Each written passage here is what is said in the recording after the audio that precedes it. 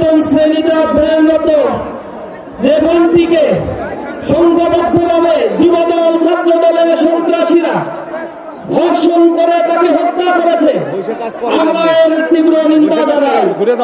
পাশাপাশি আমি তীব্র নিন্দা জানাই জুলাই পরবর্তী যে 75 জন বোনকে নির্দয়ভাবে এই পশুরা ধর্ষণ করেছে, এজন্য এদেরকে আমরা নিন্দা এবং তিরস্কার জানাই। বাংলার মানুষ জেনে গিয়েছে এরা কতটা পশু আর যন্ত্র জানোয়ারে পরিণত হয়েছে। এরা ক্ষমতা আসার আগে এখন পর্যন্ত 234 জন মায়ের মুখ খালি করেছে। এরা ক্ষমতা আসার পরে পুরো বাংলাদেশকে জাহান্নামে পরিণত করবে। সুতরাং এখন সময়, যদি তুমি ভেবে যাও তবে তুমি শেষ, যদি তুমি রুখে দাঁড়াও তবে তুমি বাংলাদেশ। গাজীপুরবাসীর রুখে দাঁড়ানোর জন্য কি প্রস্তুত আছে? এরা বাংলাদেশের শিক্ষাঙ্গনগুলোকে কলুষিত করার জন্য অস্ত্রের ঝনঝনানি চালিয়েছিল। এরা গণতন্ত্রে বিশ্বাস করে না, জনগণের ম্যান্ডেটে বিশ্বাস করে না। এ কারণে প্রতিটি ছাত্র সংসদ বানচাল করার জন্য কুচক্রী মহল হাইকোর্টকে পর্যন্ত ব্যবহার করে ছাত্রদের অধিকারকে দুলিশ্বাস করার ষড়যন্ত্র করেছিল। বাংলাদেশের তরুণ সমাজ লাল কার্ড দেখিয়ে দিয়ে বাংলাদেশের প্রতিটি শিক্ষাঙ্গন থেকে তাদেরকে বিতাড়িত করেছে। আগামীর বাংলাদেশ অপেক্ষা করছে এ সন্ত্রাসী চাঁদাবাজ আর দুর্নীতিবাজকে এই বাংলাদেশ থেকে চিরতরে লাল কার্ড তারা দেখিয়ে দেবে।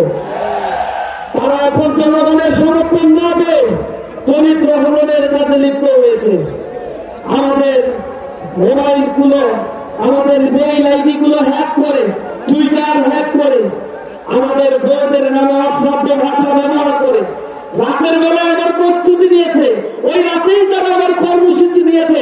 তার মানে একটা মেটিকুলাস ডিজাইন করে নারীদেরকে তারা যে লাঞ্ছিত করেছে, এই লাঞ্ছনা ঢাকার জন্য একটা ট্রাম্প হিসেবে তারা এটা ব্যবহার করেছে।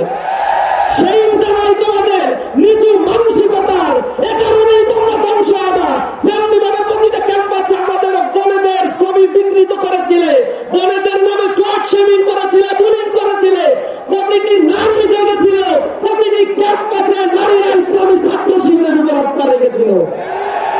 আজকে নারীরা বসে আছে, জেগে আছে, তারা অপেক্ষা করছে 12ই ফেব্রুয়ারি যে খবর আসছে আগামীর 12ই ফেব্রুয়ারি সূর্যের উদয় হবে। সে সূর্য হবে ন্যায় ইনসাফের সূর্য ইনশাআল্লাহ। দাড়িপাল্লার ঝড় শুরু হয়েছে, নগর বন্দর গুলোতে আজ জনগণ জেগে উঠেছে। ইনশাআল্লাহ চাঁদাবাজ আর দুর্নীতিমুক্ত বাংলাদেশ যদি করা সম্ভব হয়, এই বাংলাদেশের 6 কোটি মানুষ যে দারিদ্র সীমার নিচে বসবাস করে তাদের সকলের কর্মসংস্থানের ব্যবস্থা করা সম্ভব। সোশ্যাল সেফটি নেট প্রোগ্রামের নামে প্রতি বছর বাজেটে 1,20,000 কোটি টাকার অধিক বরাদ্দ দেওয়া হয়।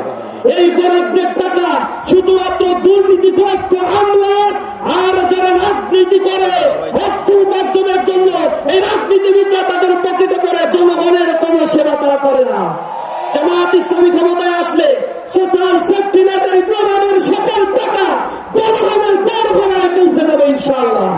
যদি দারিদ্র্যমুক্ত, ক্ষুধামুক্ত, আত্মনির্ভরশীল বাংলাদেশ করতে চান, আগামীর 12 ফেব্রুয়ারি সকাল থেকে দাঁড়িয়ে থেকে সন্ধ্যা অব্দি নিজের ভোট ঘুরে তরুণ প্রজন্ম তাদের ভোটাধিকার নিশ্চিত করবে ইনশাআল্লাহ। সকলকে সেই আহ্বান জানিয়ে আমার কথা শেষ করছি। আসসালামু আলাইকুম ওয়া রাহমাতুল্লাহি ওয়া বারাকাতুহু।